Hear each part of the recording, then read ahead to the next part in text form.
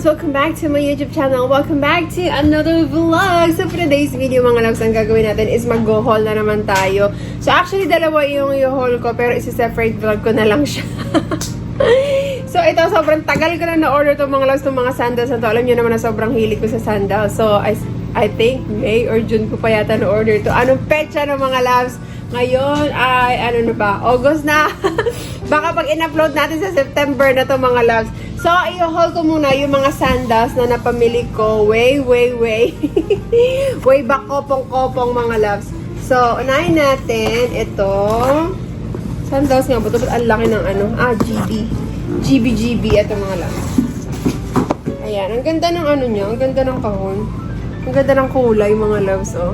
So, ang nakalagay dito. So, syempre, hindi ako bibili ng hindi naka-sale, mga loves.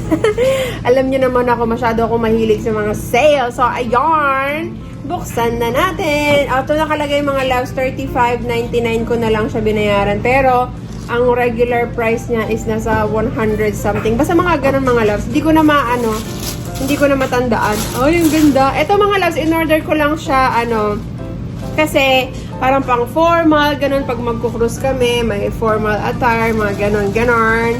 So, eto, ang ganda niya. Actually, pwede nga pang kasal to eh. O kaya pang abay sa kasal.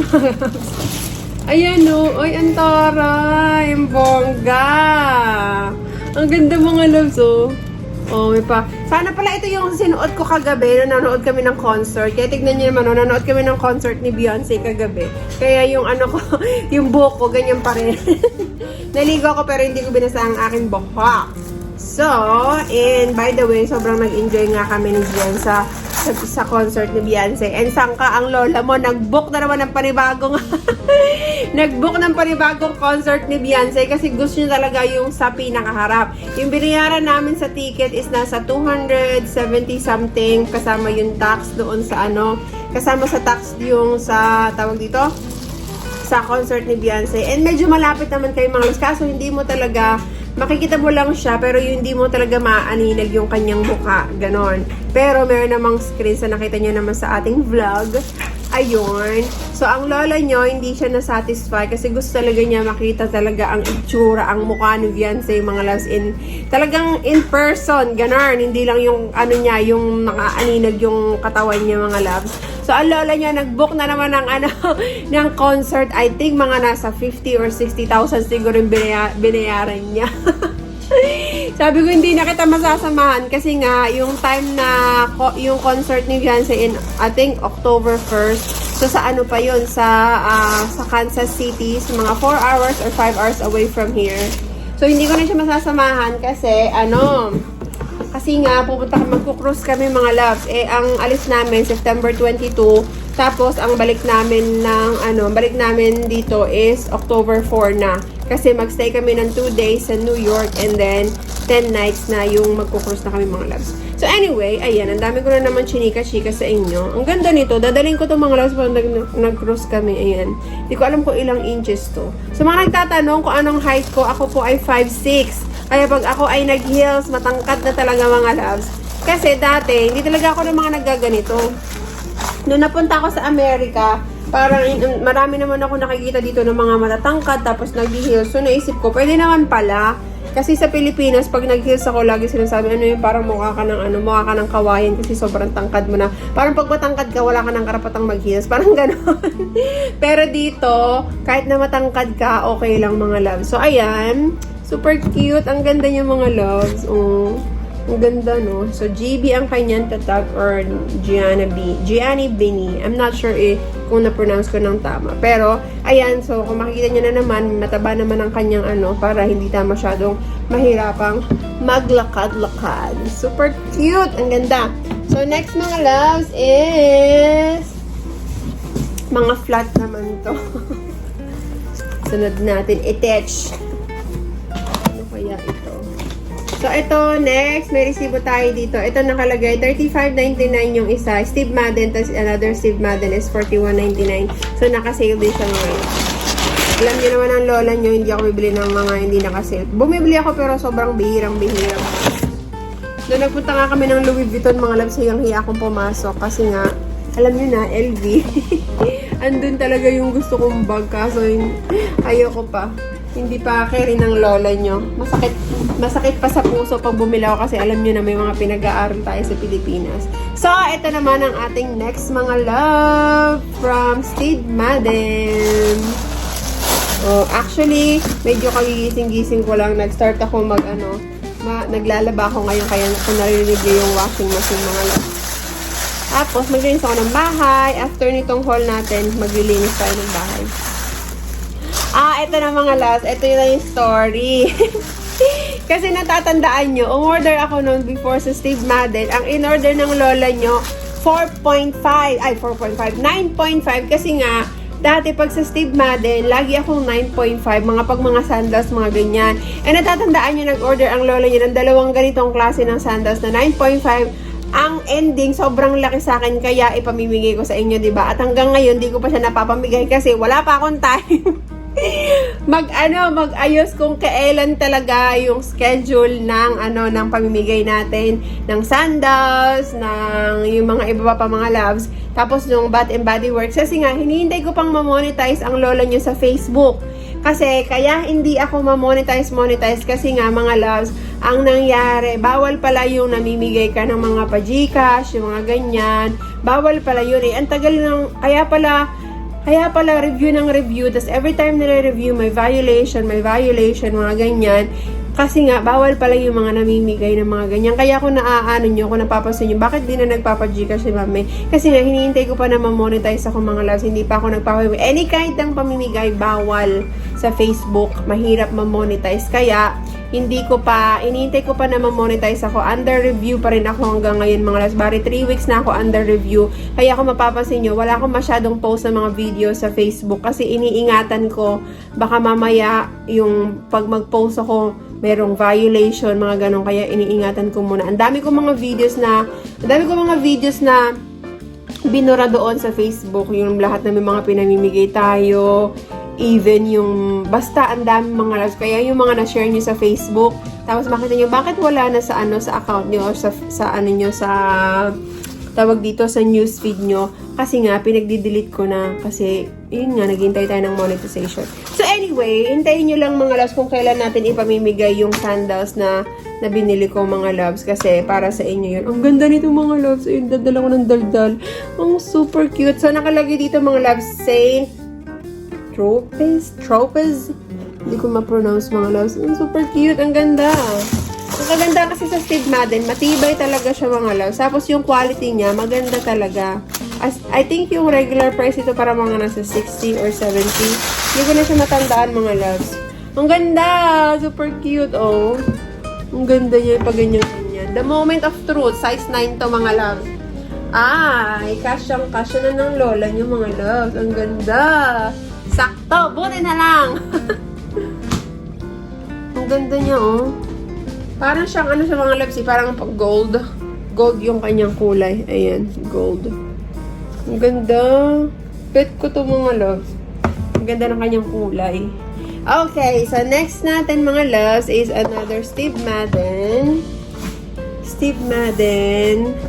Mga size 9 ulit yata itong kinuha ko. Parang kapareho rin yata niya ng style. Ibang color lang. Ayan. So, tama mga loves. Kasi nga, gusto ko ng iba-ibang kulay. So, ito naman nakalagay, Paris, mga loves.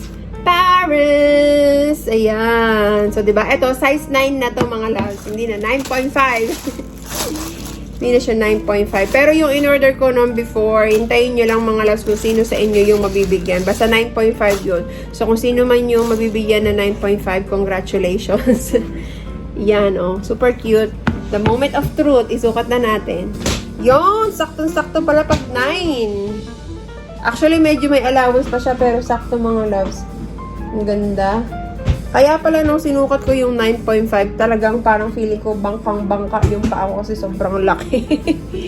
Ayan, so 9 na yung size natin, 9 na yung size natin, which is saktong-sakto sa ating paa. Ayan! And next, meron pa ba? Parang may in-order pa ako na mga loves na sandals. Ito, meron pa tayong isang Taran! meron tayong dalawa pa mga loves. Tan tararan tan tan. So another is Gianni Beanie, and then yung isa naman Michael Kors. Ano tong Michael Kors na to? Di ko na matandaan. Ayan, Michael Kors. So ito mga loves is yung Gianni Beanie is $41.99, and then yung MK slides. Slides is $39. So hindi ka na makakita ng ganito kamura mga loves kasi nga alam niyo naman ako, sale. So unahin natin ang Gianni Beanie. So, ang ganda. Ang ganda ng kulay mga loves kasi ako, yung tipo ng tao na sobrang mahilig lang ako sa mga sa plain, mga ganon. Tapos, yung white, black, and then, ganitong kulay. Ang ganda! Uy, na-inlove naman ako. Alam nyo ba, kung napanood nyo yung vlog ko, no, nagpunta kami ni Jen sa Louis Vuitton, may ganitong kulay ng ng sandals na ang ganda. Sinukat ko siya mga loves. Tapos, siguro mga 3 seconds lang sa paa ko. Tinanggal ko na din. Nung sinukat ko, hindi ko nga siya hindi ko siya tinapa kasi nakatingin sa akin yung sales lady. Baka sabihin, sukat ka na sukat, di ka naman bibili. So, yun, sinukat ko lang siya. Ang ganda nito mga loves. Oh, tapos malambot yung niya. Ayan. Ang Gianni Beanie. Sorry mga loves na maalog yung camera. Ang Gianni Beanie mga loves. Ang ganda! Ang ganda mga loves. In love na naman ako. Maganda to pag naka-dress ka o kaya naka-shorts ka, naka-skirts. Maganda kasi ang mga slides mga loves. Super comfortable. Lalo na pag nasa Pilipinas ka nakatira. Pag mga ganito lang susuotin mo, aalis ka. Kahit saan ka pumunta, mga ganito lang mga loves. Napakaganda na. Ang ganda niyo mga loves. Tapos ang sarap pa niyang itapak. Ganda! May isusot na naman tayo. Bagong slides. Ayan. And then, last na mga loves. Ito. Alam nyo kung bakit itong kulay yung ko. Nagulat nga ako. Bakit ito? Siguro na lang ako sa presyo mga loves kasi sobrang bagsak presyo. 39. Ayan, ang taray ng kulay mga loves. Oh! First time kong magkaroon ng ganitong MK na ganitong kulay mga loves. Parang sobrang extra naman nito. Ay, parang pa Barbie na siya mga loves, oh. Ang ganda. May pa sparkle pa siya, oh. Ang taray. Ang ganda niya. Tapos may extra ganito pa. Crystal. Siguro pag just in case may matanggal na stone, pwede mo siyang gamitin. Ang cute niya mga loves. So, syempre, naka-sale din siya. Oh. Wow. Ang maganda dito, na-adjust to mga loves. May ganito ako, kulay black. Tapos yung pinakadahon niya is kulay red. Tapos nakalagay MK. Ang cute. Parang naman paano to mga loves, ang sosyalin ng dating. Ang ganda. Tapos, ang sarap niya sa paa mga loves. Ang cute. Maganda yung naka-short ka lang. Naka-shorts. Tapos, ano mang gusto mong suotin. Super cute. Napaka-comfortable niya mga loves. So, ayan. Ayan lang yung mga sandals, slides na pinag-order ng lola nyo. Ibabash nyo na naman ako mga loves. Sabihin nyo na naman kapag meron ka. Pag sa mga luho mo, meron ka. Kapag sa pamilya mo, ganyan, wala ka. Bakit ba mga loves?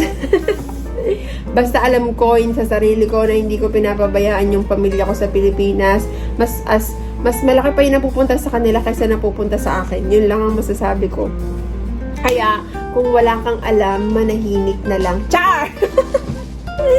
Sabi nga nila, kapag inggit, pikit. Kung hindi ka masaya sa kasiyahan ng kapwa mo, sa kasiyahan ng ibang tao, huwag ka na lang magsalita. Kasi alam mo mga loves, mas makakasakit ka lang ng damdamin ng ibang tao. So yun, basta natin, ugaliin natin na maging masaya tayo kapag mayroong accomplishment, kapag mayroong mga bagay na nabili yung ibang tao na hindi mo kayang bilhin, maging masaya ka sa kanila kasi pinaghirapan nila yun ang isipin mo. Yarn! So ayun mga loves, maraming salamat sa panonood nyo at ating vlog for today's video, and I'll see you in my next vlog. Thank you so much for watching, and abangan nyo yung i-haul ko rin. Ito na, Temu mga loves, yung Temu na i-haul natin. Abangan nyo mga loves. Thank you so much for watching. Bye!